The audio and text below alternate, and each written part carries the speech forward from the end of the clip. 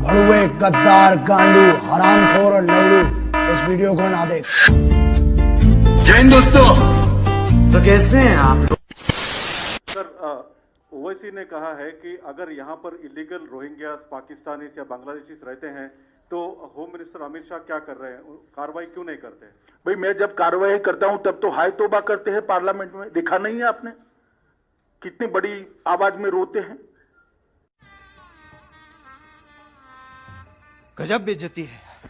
और एक बार लिख कर मुझे दे दे, बांग्लादेशी और रोहिंग्या को निकालना है, बाद में मैं करता हूं, जरा लिख कर देने के लिए बोल दीजिए उनको। भैया मेरे मुंह से निकल गई, भैया मेरे से निकल गई, आज मैं मरी जाऊंगा बदबा।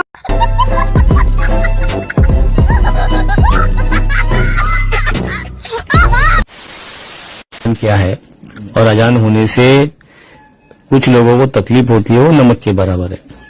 और कुछ लोग, खास करके मेरे मुसलमान भाई है, जो अजान सुनते हैं और अपने काम धंधे को लगते हैं, मस्जिद में जाते हैं, प्रेयर करते हैं, दुआ मांगते हैं। अभी अजान ऐसी जो एक धर्म की एक भावना है।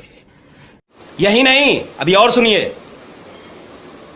अजान जब भी सुनता है तो अजान की आवाज में इतनी मिठास रहती है, तो मिठास सुनकर लगता है कि ये अजान है, ये कितने घंटे में वापस चलेगी और कितने घंटे के बाद हम लोग सुनेंगे, ऐसा हमेशा लगता है। म्यूजिक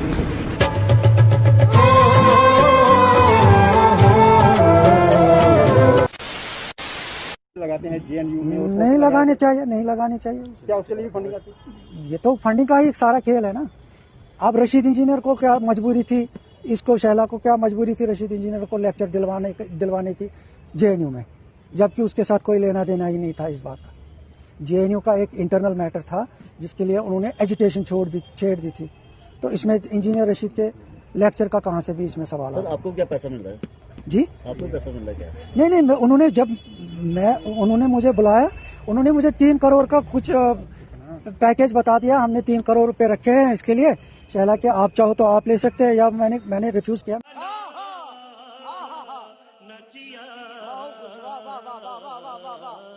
या मैंने कहा मेरी अभी बात इस विषय पे हुई नहीं है बेटी के साथ, क्योंकि उसको 7-8 दिन के बाद आना है, तो मैं उसके साथ पहले बात करूंगा, उसके बाद ही। जब यहाँ पे कठुआ का रेप केस हुआ था तभी शैला का बड़ा नाम आया था, और उसमें भी फंडिंग का देखिए ना फंडिंग, मैं कुल मिला के ये कह रहा हूँ कि फंडिंग जहाँ से भी, क्योंकि ये एनजीओज भी चलाती है, उन एनजीओज की भी इन्वेस्टिगेशन होनी चाहिए, अपने आप पता लग जाएगा कि पैसा कहाँ।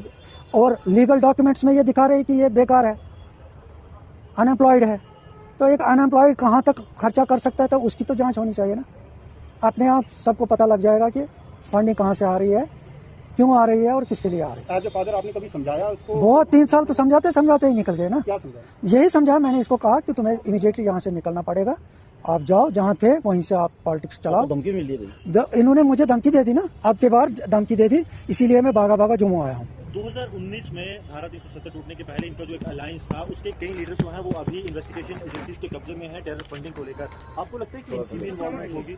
देखिए ना, अगर इनकी इन्वॉल्वमेंट, इनके पार्टी के लोग ही जाते हैं ना, गुप्कार अलायंस की मीटिंग्स में जाते हैं ना, तो इसका मतलब पार्टिसिपेशन है पार्टी की। मेरा तो इतना लाइफ खराब हो गया है, इतना लाइफ खराब हो गया है मेरा।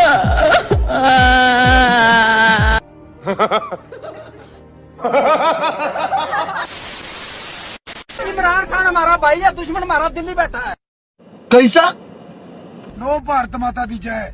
असी तो बोले सोनिहाल, नो भारत माता दी जय, बोले सोनिहाल, अस्सलाम वालेकुम, हाय उल्ला, यही असी कमांगे, असी भारत माता दी जय नहीं कमा। फिर मारने का आएगा तू? फिर मारने का आएगा? साਡਾ ਹਿਸਾਬ ਲੈਣਾ ਜਿਹੜਾ 47 ਤੋਂ ਨੇ ਸਾਡੀ ਕੀਤੀ ਨਾ, ਸਾਡੇ ਨਾਲ ਇਹਨਾਂ ਦੀ ਮੁਸਲਮਾਨਾਂ ਦੇ ਨਾਲ ਦੁਸ਼ਮਣੀ ਨੇ ਕਰਾਈ, ਉਹਦਾ ਹਿਸਾਬ ਲੈਣਾ। ਇਹਨਾਂ ਛੱਡਣਾ ਨਹੀਂ ਕਿਸੇ ਕੀਮਤ ਤੋਂ ਮੁਸਲਮਾਨੋਂ। ਆ ਤੁਹਾਨੂੰ ਮੈਂ ਆਵਾਜ਼ ਦੇ ਰਿਹਾ, ਤੁਹਾਨੂੰ ਅੱਜ ਇੱਕ ਸਰਦਾਰ ਤੁਹਾਨੂੰ ਆਵਾਜ਼ ਦੇ ਰਿਹਾ ਕਿ ਇਹ ਗਾਂਡੂ ਹਿੰਦੂਆਂ ਦਾ ਮੁਕਾਬਲਾ ਕਰਨਾ ਹੈਗਾ। ਇਹ ਆਪਣੇ ਆਪ ਨੂੰ ਜ਼ਿਆਦਾ ਵੱਡੇ ਸਮਝਦੇ ਆ ਕਿਉਂਕਿ 82% ਹੈ, ਅਸੀਂ 2% ਆ। ਲੜਨ ਵਿੱਚ ਕੋਈ ਦਿੱਕਤ ਨਹੀਂ ਹੈ ਸਾਨੂੰ, ਪਰ ਇਹਨਾਂ ਤੋਂ ਅਲੱਗ ਹੋਣਾ ਹੈ। ਅਸੀਂ ਤੁਹਾਡੇ ਨਾਲ ਰਲਣਾ ਹੈ, ਤੁਸੀਂ ਸਾਡੇ ਨਾਲ ਰਲਣਾ। ਅੱਜ ਤੁਸੀਂ ਦਿਖਾਣਾ ਹੈ ਕਿ ਅਸੀਂ ਸਿੱਖਾਂ ਦੇ ਨਾਲ ਆ।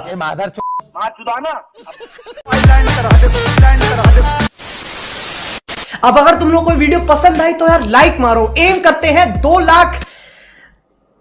अबे साले गांड में गोली मारूंगा। भाई मारो, मुझे मारो। और तुम लोग नए हो तो यार सब्सक्राइब करो, वो जो लाल वाला बटन है उसके साथ अपनी तपीश मिटाओ या ऊर्जा पैदा करो, मुझे नहीं पता, बस क्लिक हो जाना चाहिए। बाय।